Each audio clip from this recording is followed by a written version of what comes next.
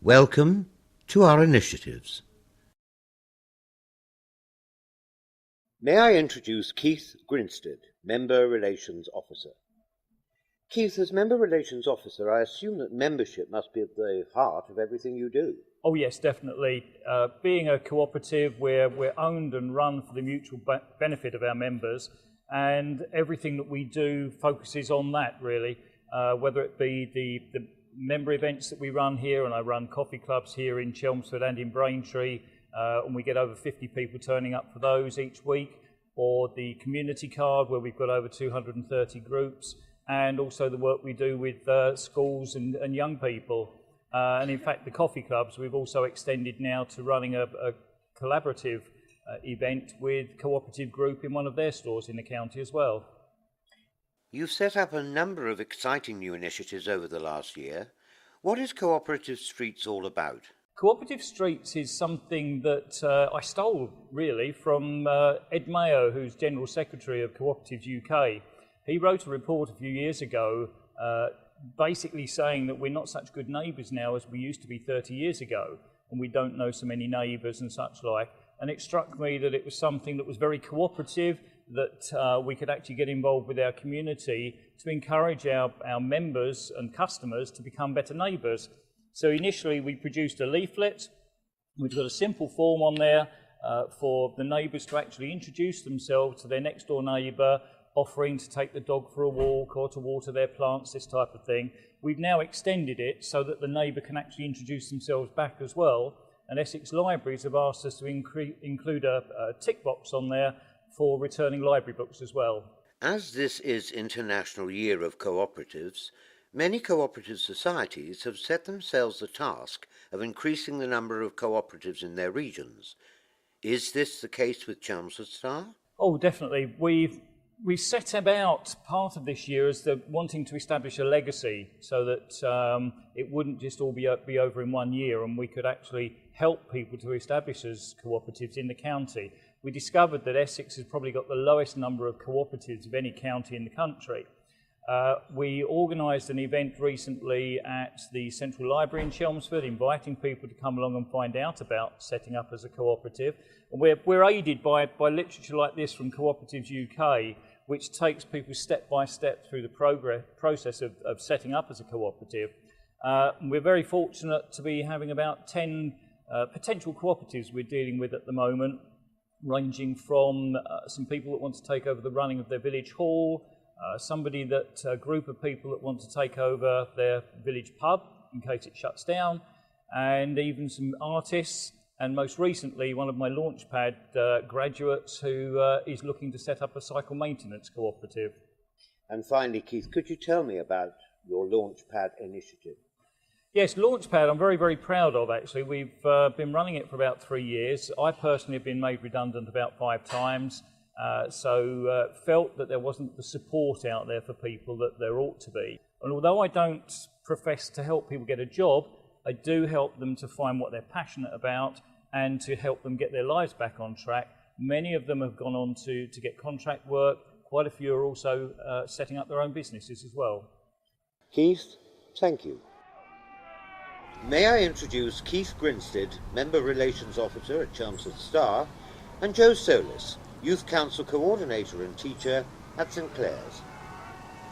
Keith, you have pioneered a Youth Council project over the last 2 years. Why have you done this? It's something I've been working on for some time, and I wanted to get more young people involved with the society. Out of our membership, we have a very small number that are younger people in the 16 to 22 age group. We do a lot of work with schools, and I wanted to engage some of those young people in the society to learn about the society, cooperation, and through the governance, potentially to become directors perhaps. And why did St Clair's get involved? St Clair's got involved initially because they were the first cooperative trust school that set up in Essex, and it seemed logical to actually engage with them in order to get some of the delegates on board.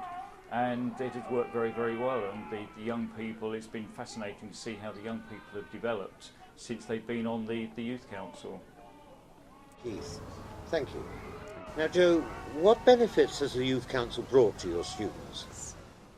I think first and foremost, it treats students as the solution to problems rather than the cause of so many issues, which is perhaps a suggestion that is made all too often. It allows students the opportunity to meet with people otherwise they just would not have the opportunity to get to know. They meet with other schools, Anglo-European school meets with us, but more importantly perhaps, they meet with young people who are already in the place of work and have the opportunity to liaise with those and come up with solutions to problems. Do you see this as important for the development of your students in the future? Most definitely. Our school gets excellent examination results, and I'll always mention that, but at the same time employers will talk about employability skills, and we're always reading in the newspapers that students nowadays apparently lack those skills. Well, I would say that the students that have the opportunity to work with the Youth Council are developing those skills all the time. Skills of communication, of problem solving, of looking at those cooperative values and taking those values forward in ways that they see fit. A massive success with last year's Youth Council was the work that they did to promote charity and to support charities, and they organised themselves a five-a-side football tournament and brought people from all the local area to that tournament. A massive success. Joe, Keith, thank you. May I introduce you to Leo Hughes, Assistant Manager of the Co-operative, Meadgate. Leo, you were one of the founder members of the Society's Youth Council. Why did you join? After being involved with the cooperative movement for over 5 years, I felt as if I wanted to know a bit more about what went on behind the scenes, about getting on with the community, not just about providing them a service, but getting on with charity work. I felt this was the perfect opportunity to do so. What has the experience meant to you personally and at work? By being involved in the Youth Council, it has allowed me to be elected onto the Members' Council, and being so one of the youngest people to do that, I think it shows a revival in youth getting involved with the cooperative movement. It's given me a lot more confidence in speaking to people of authoritative figures. Leo, thank you. Thank you. May I introduce Pauline Dodd, Society President. Pauline, what made you want to put yourself forward for board membership? Well, I am a natural co-operator and my mother before me, and I really do believe in the values and principles and the ethos of the cooperative society. And I was elected by the members to join the Members' Council, which is the first structure onto the board ladder. And how long have you been on the board of directors? I'm now actually serving in my 5th year. What skills do you bring to the board table? Well, nothing very academical. I'm not really qualified, only in a wide experience of life, really. I raised my twin daughters and over the years fostered 5 problem teenagers. I've had quite a variety of jobs, and my last 20 years was spent on the emergency ambulances, both driving and attending in the back for the patients, and I still do voluntary work as well. I understand that you were voted to become president by your fellow directors last May, and that this is the first time in 46 years that a female has taken the leading role. How do you feel about that?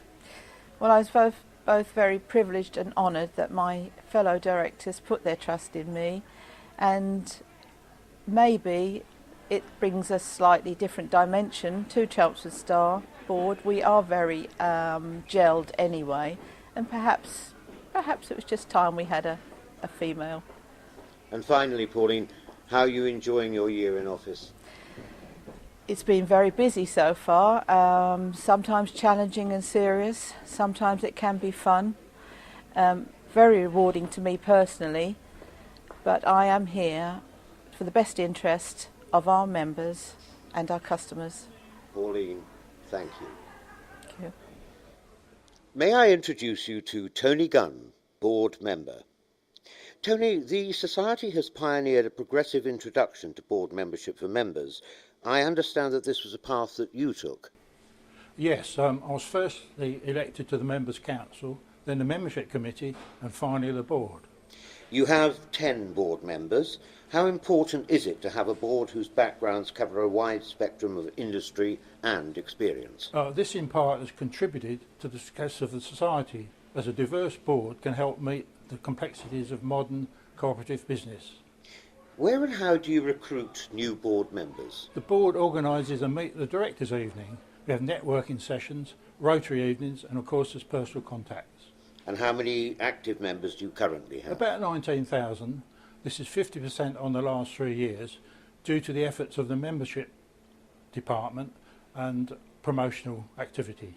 And finally, Tony, if they cannot get to the meeting to vote, what are their options? It's postal voting and it's open to all members on application. Tony, thank you.